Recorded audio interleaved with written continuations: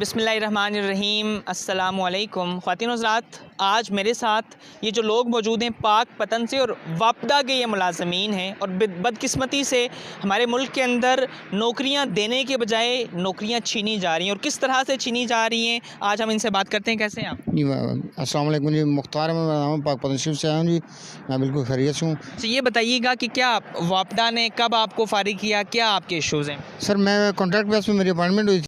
2 साल बाद मेरे वापडा वालों ने SDO के बच्चे ना छोड़ने पे स्कूल मुझे उन्होंने फारिग कर। अच्छा, SDO के बच्चे आप स्कूल नहीं छोड़ते थे, इस वजह से उन्होंने फारिग कर दिया। उन्होंने मुझे ऑर्डर कर दिया कंपल्सरी रिटायरमेंट के, जो कि टोटली आउट ऑफ लॉ हैं। कॉन्ट्रैक्ट बेस पे जो मुलाजिम होता है वो या तो रिमूव या उसका कॉन्ट्रैक्ट खत्म हो जाता है। ये कौन SDO साहब का नाम क्या और किस जगह पे तैनात थे? ये पाक पतन से, उनका नाम था हमीद साहब। अच्छा, तो उसके अगेंस्ट आप कोई कोर्ट में गए, आपने कोई केस किया? सर, मैं कंज्यूमर कोर्ट में गया हूँ, लेबर कोर्ट में गया हूँ। फिर मैंने मुख्तलिफ जो भी फॉर्म होते थे, मसलन हमारा चीफ ऑफिस होता है मुल्तान, मैं आपको वहाँ भी गया हूँ, लेकिन कोई सुनवाई नहीं हुई। सन 2000 से मैं इस मुसीबत में हूँ। छोटे छोटे बच्चे हैं, जलील हो रहा हूँ, ना कोई नौकरी, ओवरेज हो गया हूँ, तो मुझे समझ नहीं आ रही क्या करूँ मैं। अच्छा, 2000 से आपको उन्होंने सन 2000 से जी मैं इस, और 2000 से लेके 2022 तक, यानी कि 22 साल आप इंसाफ के लिए दर दर की ठोकर। कोई इंसाफ नहीं मिल रहा, किसी फोरम पे इंसाफ नहीं मिला। तो आप और कितने मुलाजमीन हैं? क्या उन्होंने सिर्फ आपके साथ नाइंसाफ़ी की है या बाकी और? 320 मुलाजमीन हैं टोटल। ये मेरे भाई खड़े हैं, ये एम्प्लॉयसन कोटा में थे।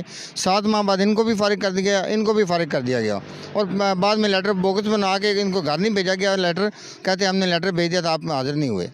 क्या आखिर क्या वजह है? वो क्या आप लोगों को निकाल के अपने बंदे भर्ती कर रहे हैं? अपने बंदे नहीं, पैसे लेके भर्ती करते हैं ना बहुत सारे। अच्छा, उनका ये जो उनका ताबेदारी करता है, जो हमारे मुल्क में चल रहा है TC सिस्टम, उसी हिसाब से करते हैं। जो मतलब उसका होगा, जो पैसे देगा वो चलेगा। अच्छा, हर बंदे को उन्होंने एक ही इशू पे किया या मुख्तलिफ वजूहात बना के? चलिए नाज़रीन, इनसे भी पूछने, बहुत शुक्रिया आपका। क्या SDO साहब का जो रवैया है वो सब लोगों के साथ ऐसा ही है? आपको भी बच्चे ना छोड़ने की वजह से उन्होंने डिसमिस कर दिया है? क्या इशूज़ हैं? जी अस्सलाम वालेकुम, मेरा नाम राना वाजिद अली, मैं पाक पतन से हूँ। हमारा कुछ सीन इस तरह से हुआ है कि हम दोनों ये वापडा एम्प्लॉई के बच्चे हैं। हमारे वाला साहब महकमे में फ़ौत हो चुके थे। 2010 में मेरे वाला साहब स्टोर हेल्पर की ड्यूटी करते थे। हमें महकमा वापडा ने 2013 में डेली वेजेस पे, जो हमारे साथ जुल्म हुआ है ना, एम्प्लॉई सन को डेली वेजेस पे भर्ती किया गया। और हमको तकरीबन 7-8 माह के बाद उन्होंने कहा जी कि महकमे के पास फ़ंड बिल्कुल नहीं है, तो आप ऐसा करें कि आप अपना कोई काम ढूँढ लें। हमने बहुत दफ़ा, यानी कि काफ़ी हमने दफ्तरों के चक्कर लगाए, 2-3 माह हम चक्कर लगाते रहे, लेकिन जब कुछ नहीं बना तो मैं लाहौर शिफ्ट हो गया काम के सिलसिले में, क्योंकि मेरे ऊपर, मेरे घर का सारा बोझ मेरे ऊपर था। उसके बाद मुझे कुछ ना चंद माह के बाद पता चला कि महकमे ने दोबारा लिस्ट जारी की है। जो लिस्ट वो जारी हुई है वो यानी कि लड़कों के घर तक नहीं लिस्ट आई। उन्होंने अपने सब डिवीज़न में की लिस्ट जारी की है, उसमें हमारे नाम शामिल किए गए हैं, लेकिन हमें इतला नहीं दी गई। ठीक है, जब इस मेरे भाई ने थोड़ी सी भागदौड़ की, उन्होंने जाके उनसे बात की है कि जनाब हमें लेटर नहीं मिला, तो आप हमें दोबारा, हमें लिस्ट में नाम आया, हमें भर्ती किया जाए। इनको उन्होंने ये मौक़िफ़ दिया है कि जी आप चले जाएं, आपकी जगह पे हमने बंदे भर्ती कर लिए हैं। अच्छा, अब आप फ़ारग हैं। मतलब डेली वेजेस पे काम इन्होंने किया और जब इनको उन्होंने निकाल दिया और निकाल के दूसरे लोग इनकी जगह भर्ती कर लिए।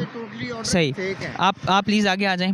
दूसरा, क्या आपने एफ़र्ट्स की जब सारा आपने सिनेरियो देखा कि आपको नहीं कंसिडर किया जा रहा, तो कहाँ किन फोरम्स को आपने अप्रोच किया? मैंने सहीवाल, मुल्तान, हर जगह पे मैंने अप्लाई किया। मैंने बाद लेबर कोर्ट में गया, सारी जगह पे सुनवाई नहीं, कहीं भी नहीं हुई मेरी। वाला साहब मेरे ग्रेड स्टेशन के इंचार्ज थे, 132 के भी पाक पतन शरीफ के। ठीक है, मैंने उन्हें बड़ा कहा भाई, इन्होंने डेली बेसिस पे आर्डर करके, तो इन्होंने धोखे से हमें जो सा 7-8 माह हमने ड्यूटी की है, उसके बाद इन्होंने हमारी कोई सुनवाई नहीं हुई।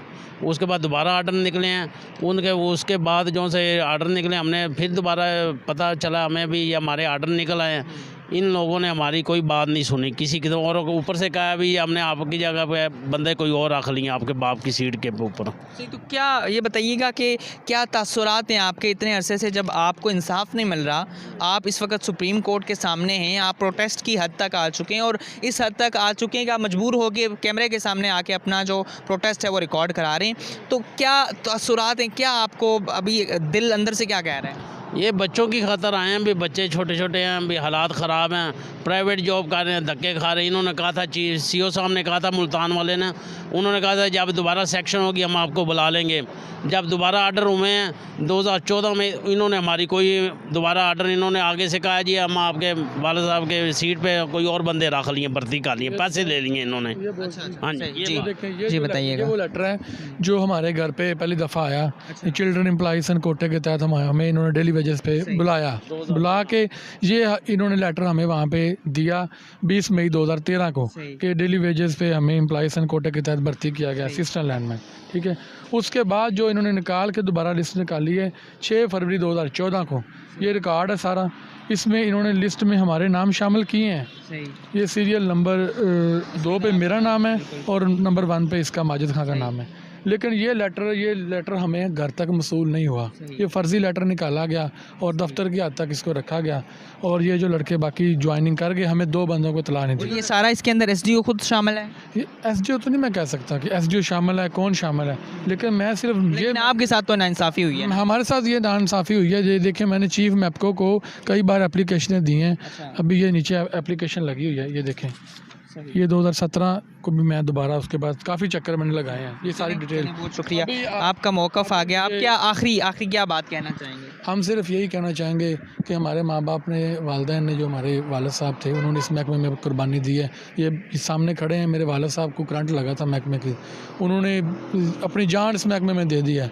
तो उनके बच्चे इस तरह सड़कों पर रुल रहे हैं, आज इस्लामाबाद आ गए हैं, धक्के खा रहे हैं, तो ये नाइंसाफ़ी, हमें इंसाफ मिलना चाहिए। चलें जी, बहुत शुक्रिया। ख़वातीन हज़रात, एक ऐसा शख्स कि जिसको करंट लग के उसने एक महकमे के लिए, एक मुल्क के लिए अपनी जान तक हथेली पे रख के उसे कुर्बान तक कर दी, और उन्हीं के बच्चे, उन्हीं के वरसा, उन्हीं के अहलो अयाल आज इस तरह की बड़ी बड़ी फ़ाइल्स लेके सालों हो चुके हैं, वो कोर्ट कचहरी के चक्कर लगाते हैं, इनकी कोई सुनवाई नहीं होती। आखिर इन लोगों को इंसाफ कब तक मिलेगा? आप ये पार्लियामेंट के दरवाजे तक आ तो चुके हैं, लेकिन अब सवाल ये है कि क्या इन लोगों को इंसाफ मिल सकेगा, या आज फिर इनको यहाँ से भी मायूसी के आसार जो हैं वो देखने पड़ेंगे। बहुत शुक्रिया।